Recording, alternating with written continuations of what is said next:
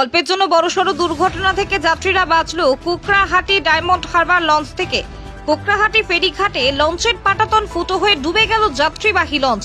হলদিয়ার কুকড়াহাটি ফেরিঘাট থেকে যাত্রী নিয়ে দক্ষিণ 24 পরগনার ডায়মন্ড হারবার যাওয়ার সময় কুকড়াহাটি ফেরিঘাটের কাছে টার্ন নিয়ে ঘোরানোর সময় লঞ্চের পাটাতন ফুটো হয়ে ডুবে গেল যাত্রীবাহী লঞ্চ।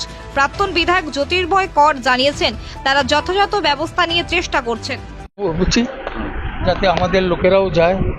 আমি এইমাত্র শুনলাম যে একটা ভেসেল ডুবে গেছে, খুবই দুঃখজনক। আমি সমস্ত পরিস্থিতির দিকে নজরও রাখছি এবং বলছি যাতে প্রয়োজনীয় সাহায্যও করা যায়। মানে কোনো কারণ জানা গেছে কি? না, এখন জানতে পারিনি। আমি তো এখানে ছিলাম, এইমাত্র ছবি দেখলাম একটা ভেসেল ডুবে গেছে। কোথায়? কুকড়াহাটি। আচ্ছা, ওটা কি মানে রায়চকের ভেসেল না ডায়মন্ড?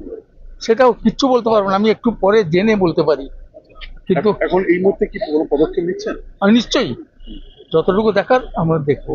স্থানীয় সুতাহাটা থানার পুলিশ জানিয়েছেন যাত্রীদের কোনো ক্ষয়ক্ষতি হয়নি, লঞ্চটা নষ্ট হয়ে গেছে। বুধবার বিকেল প্রায় 5:30 নাগাদ এই ঘটনায় লঞ্চের মধ্যে থাকা যাত্রীদের মধ্যে আতঙ্ক ছড়িয়ে পড়ে। ফেরিঘাট থেকে ঢিল ছোড়া দূরত্বে এই ঘটনা ঘটায় তেমন কোনো ক্ষয়ক্ষতি হয়নি বলে জানা গেছে। স্থানীয় সূত্রে জানা গেছে প্রায় 50 জনের মতো যাত্রী ছিল। আতঙ্কিত হয়ে যায় যাত্রীরা, পুরোপুরি পড়ে যায় লঞ্চের মধ্যে। লঞ্চটি কাঠের পাটাতন ফুটো হয়ে জল ঢুকে গেলেও যাত্রীদের উদ্ধার করা হয়েছে। কোনো যাত্রীর প্রাণহানির ঘটনা ঘটেনি।